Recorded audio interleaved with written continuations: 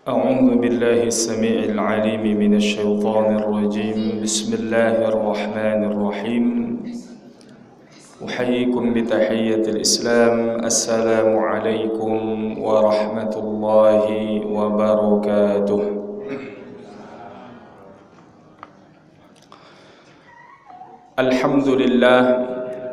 الحمد لله الذي ألف بين قلوبنا فأصبحنا بنعمته إخوانا.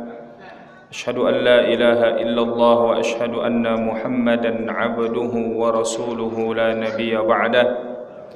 اللهم صل وسلم وبارك على سيدنا محمد الفاتح لما أغلق والخاتم لما سبق ناصر الحق بالحق والهادي إلى صراطك المستقيم.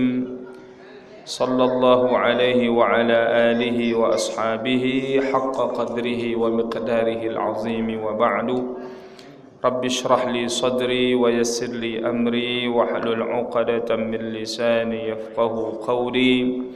اللهم زدنا علما وارزقنا فهما. Ma'asyiral muslimin, Bapak dan Ibu sidang jamaah salat fardhu maghrib jamaah Masjid Al-Kautsar yang insyaallah dimuliakan oleh Allah Subhanahu wa taala. Yang kami hormati para orang tua kami, cerdik pandai, tokoh masyarakat, pengurus masjid, imam masjid kita dan seluruh jamaah yang hadir, yang mudah-mudahan senantiasa berada dalam hidayah petunjuknya Allah Subhanahu wa taala. Amin ya rabbal alamin. Bersyukur kita kepada Allah malam hari ini dengan mengucapkan alhamdulillah, kembali kita dapat hadir di masjid yang kita cintai ini, menunaikan kewajiban kita memenuhi panggilan Allah, melaksanakan ibadah salat fardhu maghrib yang alhamdulillah telah kita laksanakan secara berjamaah, yang semua kita berharap mudah-mudahan amal ibadah kita ini diterima oleh Allah dan kelak kita dapatkan balasan berlipat ganda di kehidupan akhirat. Bersalawat kepada baginda Rasulullah yang kita harapkan syafaatnya di akhirat, khairu khalqillahi kullihimi, makhluk terbaik yang diciptakan oleh Allah Subhanahu wa taala. Basyarun la kal bashar, manusia tapi tak sama dengan manusia biasa. Yang kalau tidak salah malam ini sudah di penghujung bulan Rabiul Awal, bulan Maulid, yang alhamdulillah tadi saya melihat spanduk di depan di masjid kita sudah melaksanakan acara Maulid, yang mudah-mudahan siapapun turut andil berpartisipasi mensukseskan acara tersebut, baik yang berinfak berupa uang maupun makanan, minuman, mudah-mudahan insyaallah dibalas berlipat ganda oleh Allah Subhanahu wa taala dan menjadi asbab kelak di akhirat kita mendapatkan syafaat oleh ataupun dari Nabi kita Nabi Muhammad sallallahu alaihi wasallam. Dan mudah-mudahan dengan kegembiraan kita di bulan Rabiul Awal ini juga menjadi sebab dijauhkannya kita dari api neraka Allah Subhanahu wa taala. Karena sebagaimana dalam suatu riwayat disebutkan bahwa Abu Lahab, pamannya Nabi sallallahu alaihi wasallam, mendapatkan keringanan siksaan di dalam kuburnya di setiap hari Senin. Kenapa demikian? Karena Abu Lahab yang kemudian menentang dakwahnya Nabi, memusuhi Rasulullah. Tapi ketika hari dilahirkannya Nabi di hari Senin, Abu Lahab bergembira, senang karena dapat keponakan yang baru. Karena Abu Lahab ini pamannya Nabi. Sehingga dengan senangnya itu dia Abu Lahab memerdekakan budaknya, dikatakan Thuwaibatul Aslamiyah, yang budak di zaman itu sangat ingin sekali merdeka. Karena ketika merdeka artinya hidup itu miliknya, dia bebas melakukan apapun. Tapi kalau budak di zaman dulu seperti barang, tergantung tuannya mau diperlakukan seperti apa, disuruh apa budak ini. Maka dengan bergembiranya Abu Lahab di hari kelahirannya Nabi, maka dikatakan Abu Lahab mendapatkan keringanan siksa di dalam kuburnya di setiap hari Senin. Maka apatah lagi tentunya kita umatnya Nabi Muhammad yang dirindukan oleh Rasulullah. Maka mudah-mudahan kita juga rindu, ingin berjumpa, bertemu dengan Nabi, ingin melihat wajah beliau yang lebih indah daripada bulan purnama, yang kemudian keindahan itu dilengkapi dengan kebaikan, budi pekerti, akhlak dan tutur kata dari baginda Rasulullah sallallahu alaihi wasallam, yang mudah-mudahan dengan momentum bulan Maulid ini kita kembali bermuhasabah, berintrospeksi diri, melihat sejauh mana kita sudah mengamalkan, mengikuti ajaran Nabi kita Nabi Muhammad sallallahu alaihi wasallam. Bapak Ibu yang dirahmati Allah, melanjutkan kajian kita pada pembahasan kitab Nasaihul Ibad, nasihat-nasihat bagi hamba Allah. Kitab yang ditulis oleh Syekh Muhammad Nawawi Al-Bantani Al-Jawi sebagai penjelas daripada kitab yang ditulis oleh Al-Imam Al-Hafiz Ibnu Hajar Al-Asqalani, yang dikumpulkan oleh beliau nasihat-nasihat baik itu dari hadis Nabi maupun dari ungkapan para sahabat maupun para al-hukama, ahlu hikmah, orang-orang soleh, wali-wali Allah. Malam hari ini membaca nasihat yang ke-43, Al-Maqalah Al-Thalitha wal-Arba'un, makalah yang ke-43, An Ba'dil Hukama. Nasihat ini sumbernya dari para ahlu hikmah. Ahlu hikmah ini dikatakan atibbaul qulub, adalah para dokter hati.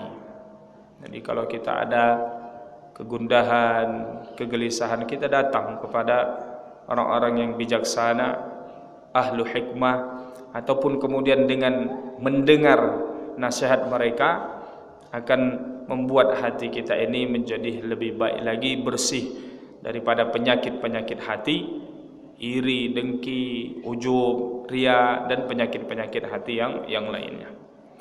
Atau dikatakan ahlu hikmah ini mereka yang ucapannya dan perbuatannya selaras. Apa yang mereka ucapkan, mereka kerjakan. Apa kata mereka para ahlu hikmah? Man i'tasama bi'aqlihi dhalla. Siapa yang bersandar ataupun kemudian berpegang kepada akalnya, maka dia akan tersesat. Ya. Kenapa? Karena akal kita ini terbatas. Kalau hanya mengandalkan akal, banyak hal yang melampaui daripada kekuatan akal kita. Maka kita tidak bisa menjadikan akal ini acuan utama untuk mendapatkan atau mengetahui suatu kebenaran. Bahkan Sayyidina Ali juga dalam suatu ungkapan beliau mengatakan, di antara penghalang orang-orang menjadi saleh dalam kehidupannya ada 4 atau 5, kata beliau. Satu di antaranya i'jabur rajuli bi'aqlihi, ketika seseorang itu merasa bangga dengan akalnya, dengan pemikirannya. Artinya apa yang dia pikirkan, apa yang dia bahasa kita, pemikirannya, pengetahuannya, kesimpulan yang dia dapatkan, kalau dia merasa itulah yang paling benar, maka dia terhalang menjadi orang yang soleh. Kenapa? Karena tentu masih ada kemungkinan pemikiran yang benar itu datangnya dari orang lain. Maka Al-Imam Asy-Syafi'i, walaupun begitu dikenal kepintaran beliau, kecerdasan beliau, dikatakan Al-Imam Asy-Syafi'i kalau membaca kitab, beliau tidak bisa membuka 2 halaman langsung seperti ini.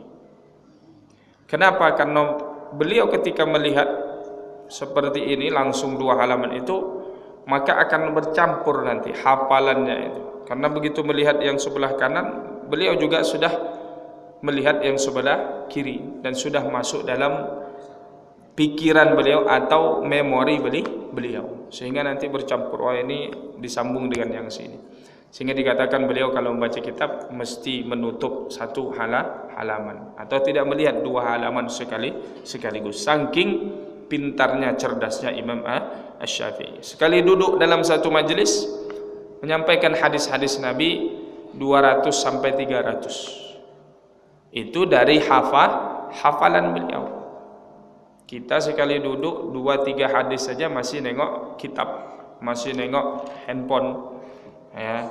Tapi beliau Imam Asy-Syafi'i 200-300 hadis sekali duduk menyampaikannya, dan itu dari hafalan beliau Al-Imam Asy-Syafi'i rahimahullahu ta'ala. Apa kata beliau? Beliau mengungkapkan suatu ungkapan, mengatakan inna ra'yi shawabun wa yahtamilul khata'.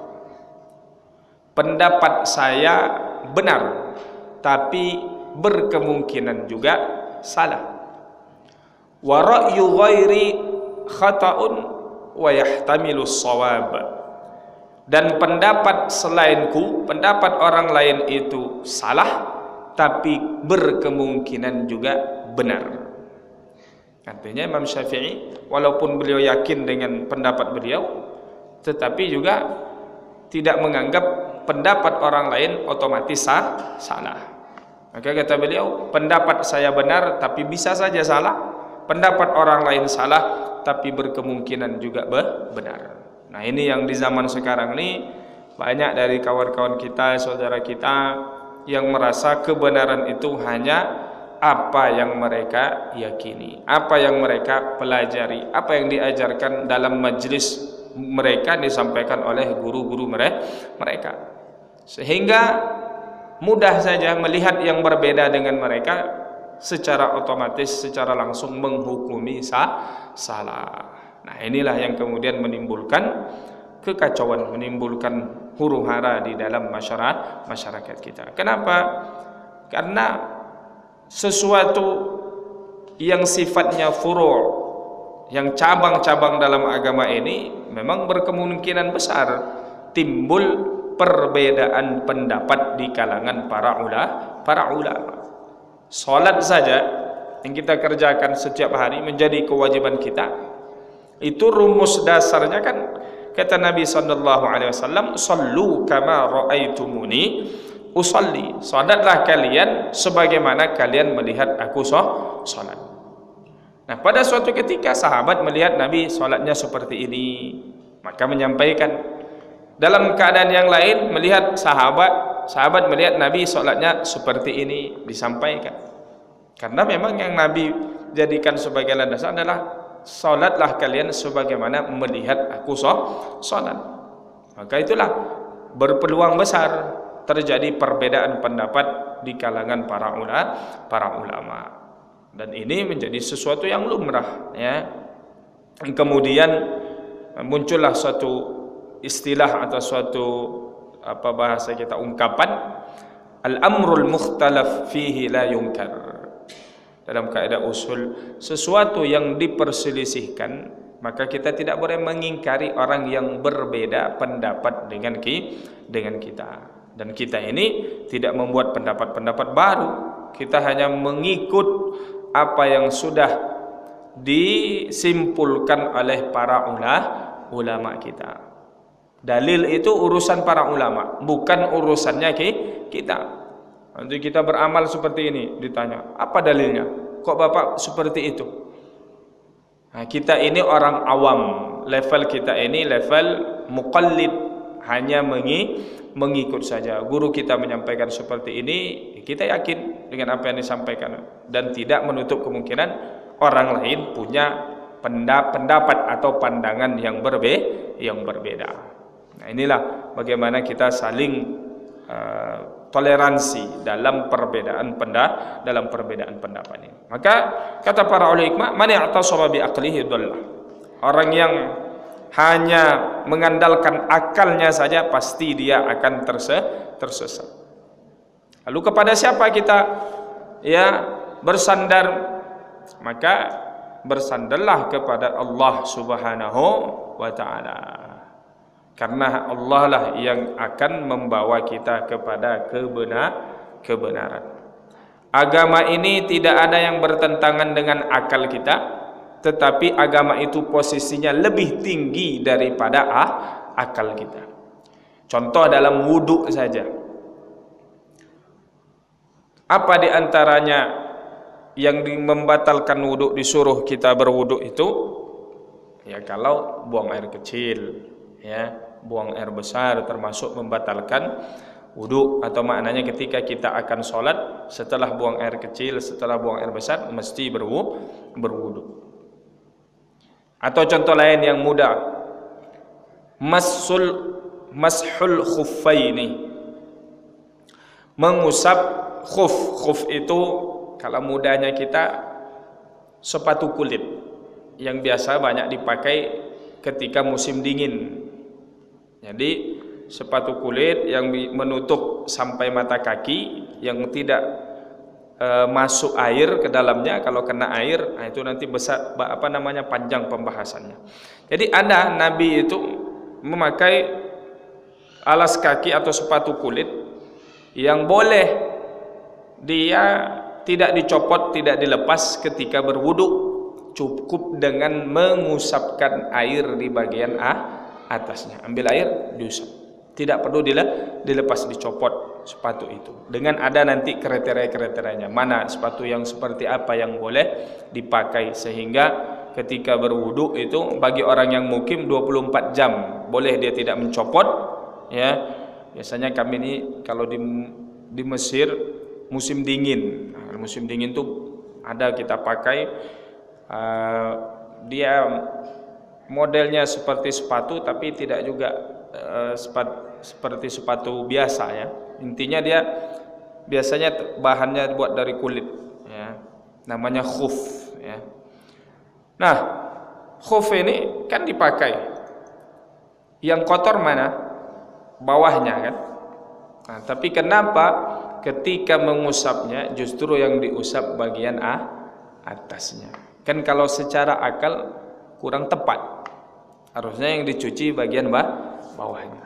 Tapi ada nanti sunnahnya juga adalah mengusap bagian bawah. Tapi yang utama adalah bagian atasnya saja. Sudah sah tanpa dia mencopot sepatu kulitnya itu dan dia cuci kakinya dengan air. Tapi cukup dengan mengusapnya.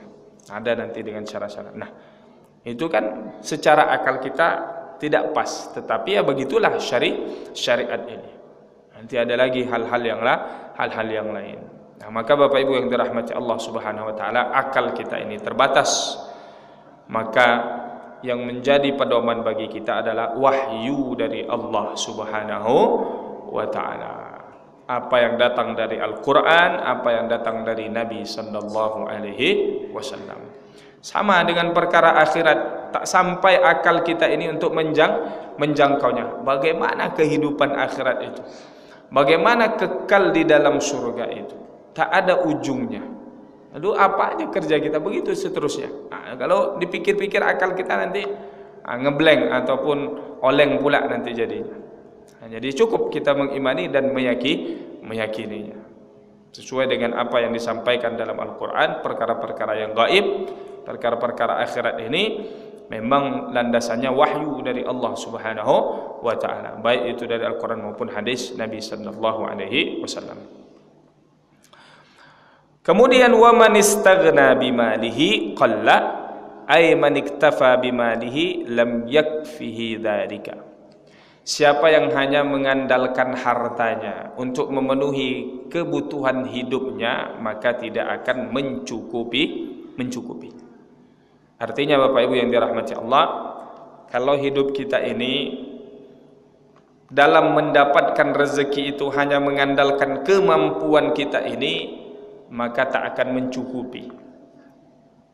Maka coba kalau kita renungkan atau coba kita hitung-hitung berapa gajinya sebulan, berapa anaknya, berapa kebutuhan keluarganya, makan dan lain sebagainya.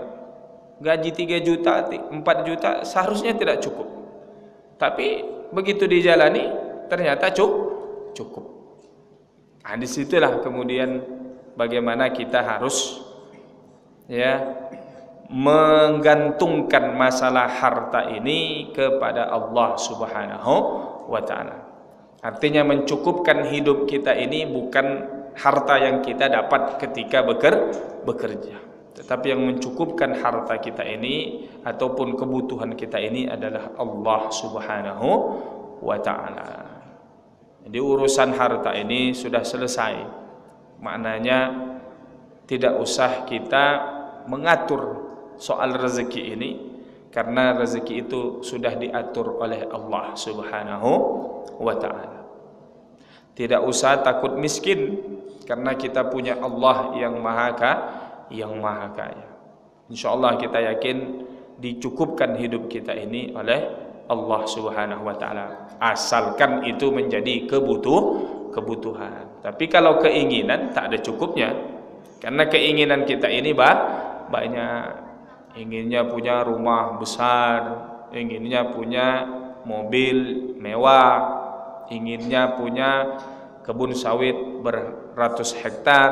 Nah, itu kalau keinginan tak ada cukupnya. Tapi kalau kebutuhan kita sudah dijamin oleh Allah Subhanahu wa ta'ala. Bahkan dikatakan tidaklah meninggal seorang manusia kecuali dia sudah menghabiskan rezeki yang semestinya didapatkannya di dalam hidup ini.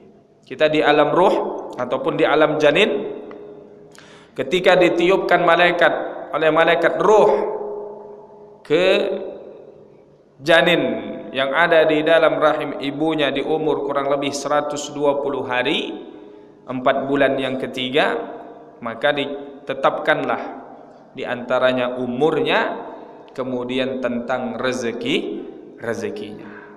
Berapa yang akan dia habiskan, berapa yang akan dia dapatkan selama hidupnya di dunia. Jadi sudah ditentukan oleh Allah Subhanahu wa ta'ala. Maka orang yang bersandar hanya pada hartanya, artinya pada dia bekerja kemudian berapa penghasilannya, kalau dia hanya bersandar pada itu, tidak bersandar kepada Allah Subhanahu wa ta'ala, maka itu tidak akan mencukupkannya.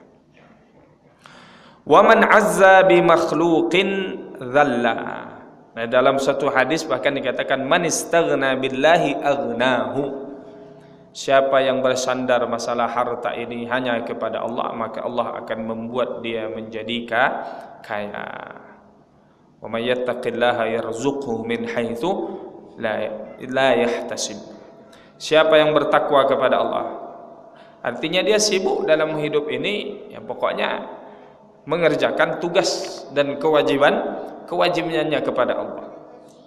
Ada orang mungkin dia buka toko dari pagi sampai malam, ya.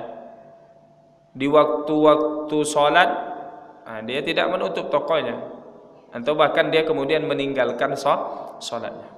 Ada toko sebelahnya, setiap masuk waktu sholat dia istirahat sholat. Apalagi yang punya menjaganya ini laki-laki, dia tutup pergi sholat berjamaah. Sholat berjamaah dia buka lagi.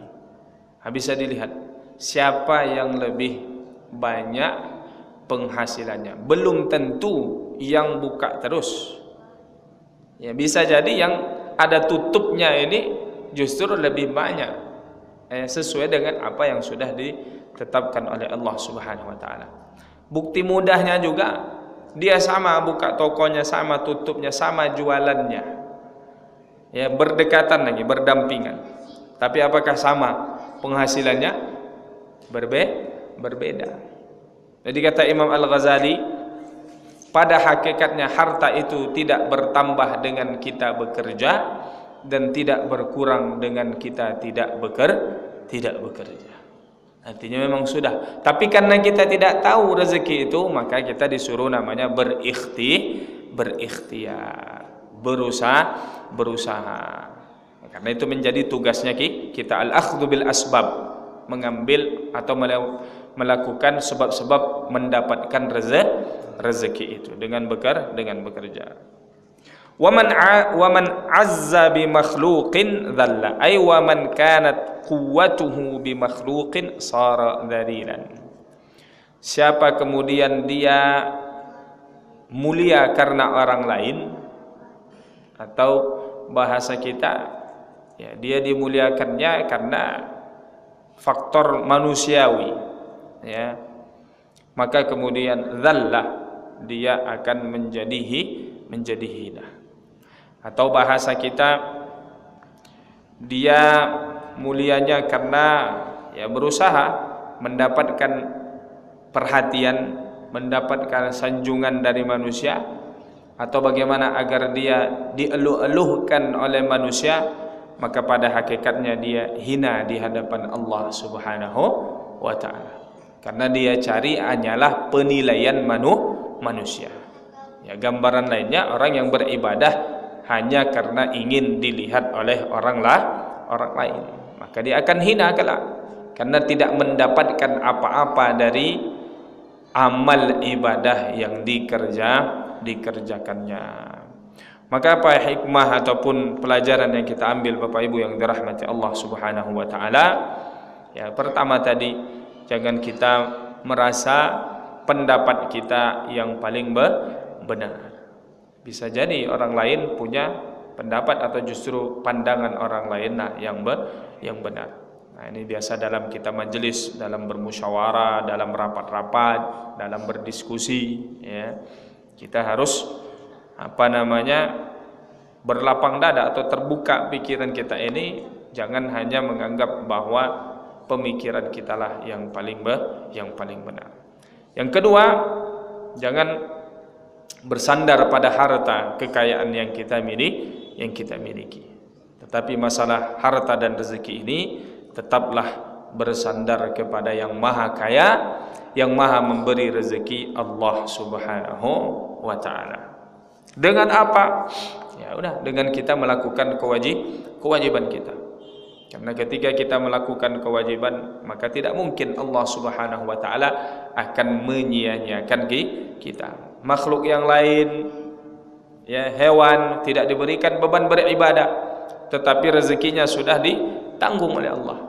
Apalagi kita yang diberi kewajiban ini, salat 5 kali sehari semalam, tidak boleh judi, tidak boleh khamar, tidak boleh melakukan maksiat dan lain sebagainya.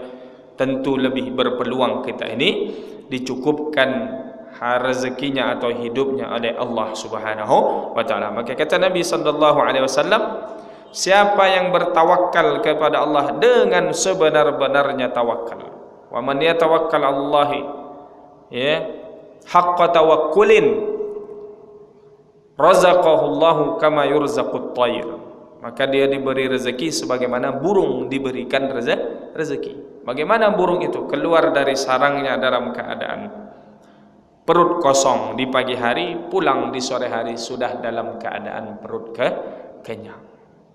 Karena dia yakin rezekinya sudah ditanggung oleh Allah Subhanahu wa ta'ala. Maka kita teringat kisah Nabi Sulaiman.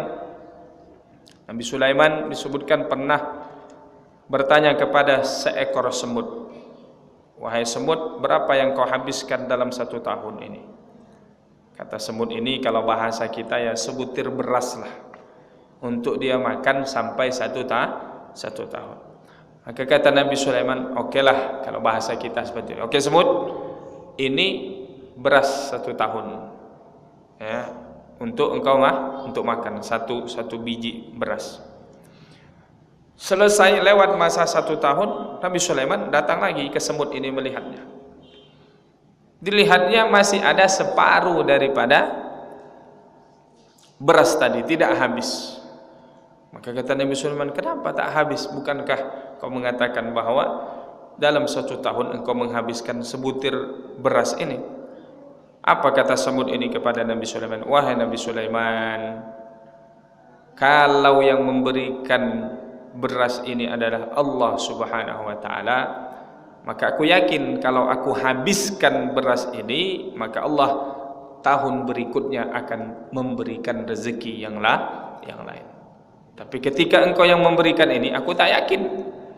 Apakah kalau aku menghabiskan ini, tahun berikutnya engkau memberi lagi beras yang lain. Nah, begitulah Bapak Ibu yang dirahmati Allah Subhanahu wa taala. Kemudian yang ketiga tadi, wa man azza bi makhluqin dzalla, ay wa man kanat quwwatuhu bi makhluqin sara dhalilan. Siapa yang dia dimuliakan, dipuji, disanjung karena makhluk, ya, atau bahasa kita karena dia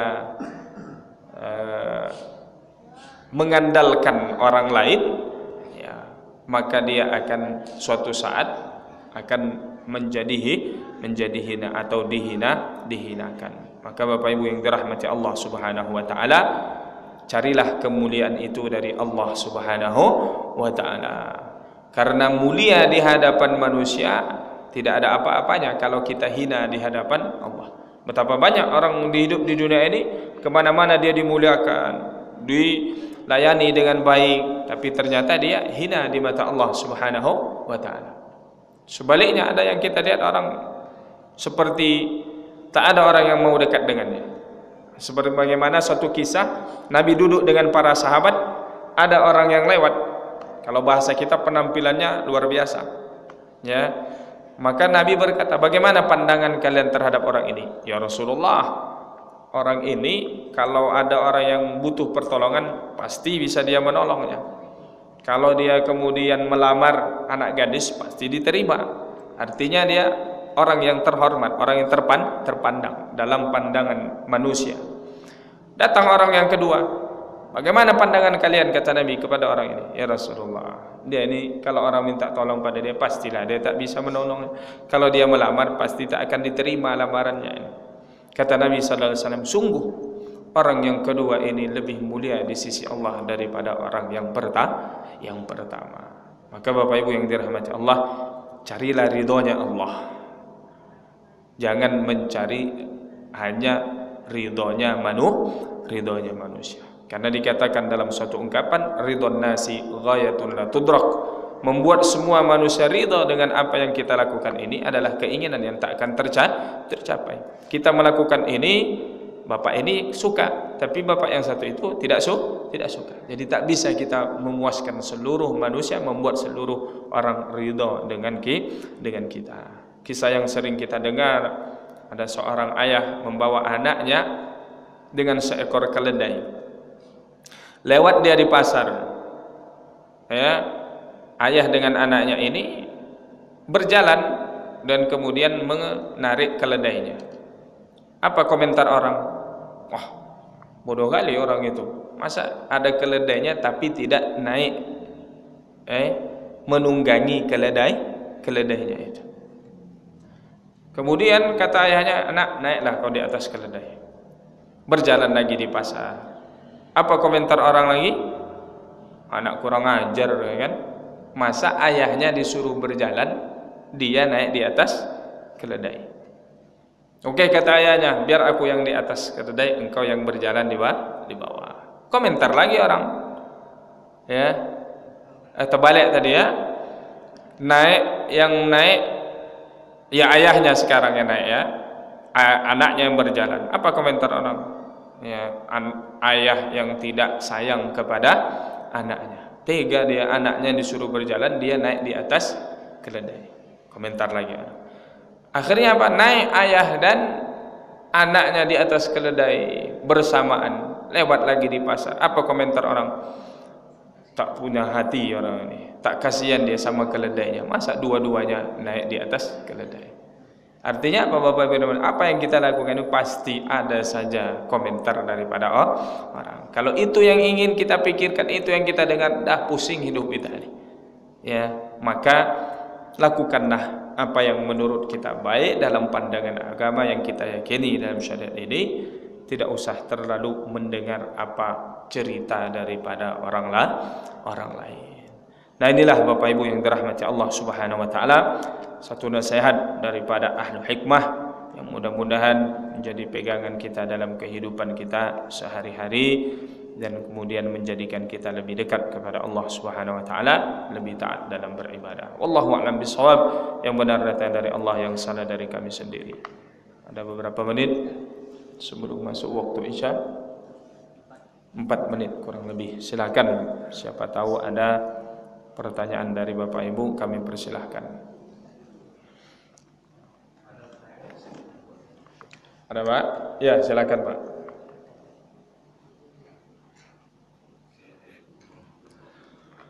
Waalaikumsalam warahmatullahi wabarakatuh.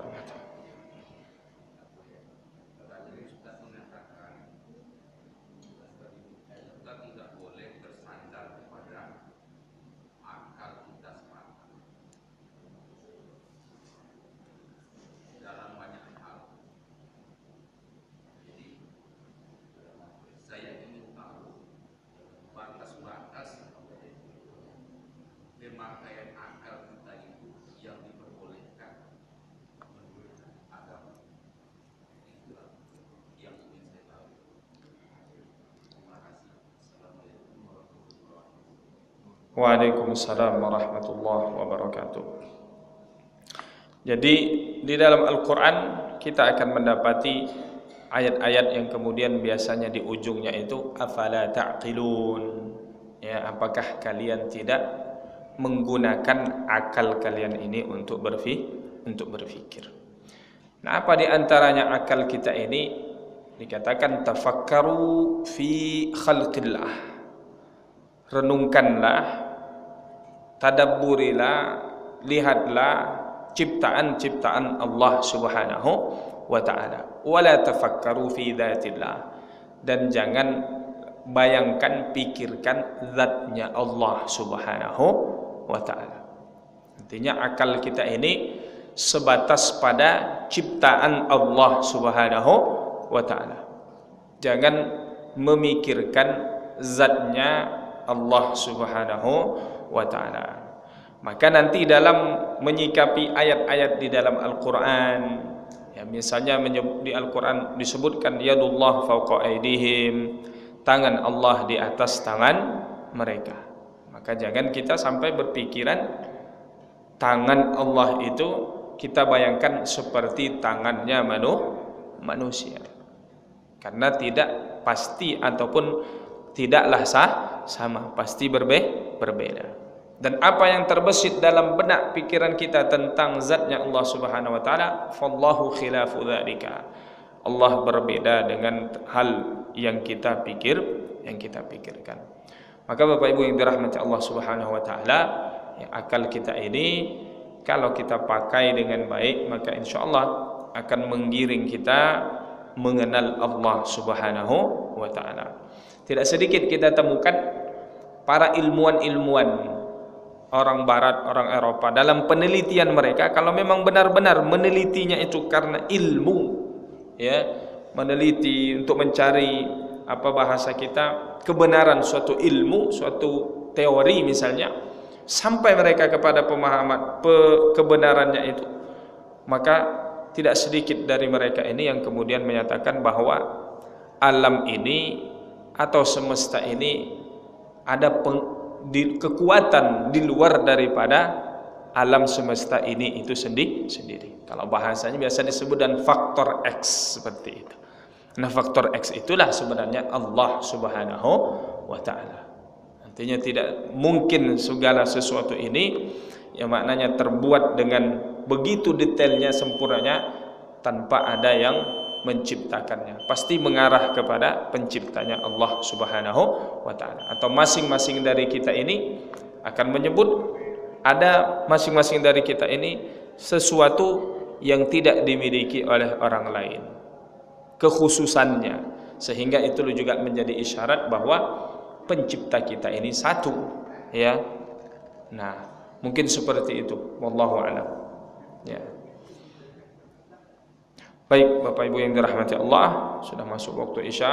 Ini saja kiranya kajian kita pada malam hari ini, mudah-mudahan bermanfaat, menjadi pengingat bagi kami dan kita semua yang mendengarkan pada malam hari ini. Ihdinas siratal mustaqim. اللهم اجعلنا من الذين يستمعون القول فيتبعون أحسنه. اللهم إنا نسألك الهدى والتقى والرضا والعفاف والغنى. ربنا آتنا ما وعدتنا على رسلك ولا تخزنا يوم القيامة. ربنا آتنا في الدنيا حسنة وفي الآخرة حسنة وقنا عذاب النار. وصل اللهم على سيدنا محمد وعلى آله وصحبه أجمعين والحمد لله رب العالمين. والعفو منكم والسلام عليكم ورحمة الله وبركاته.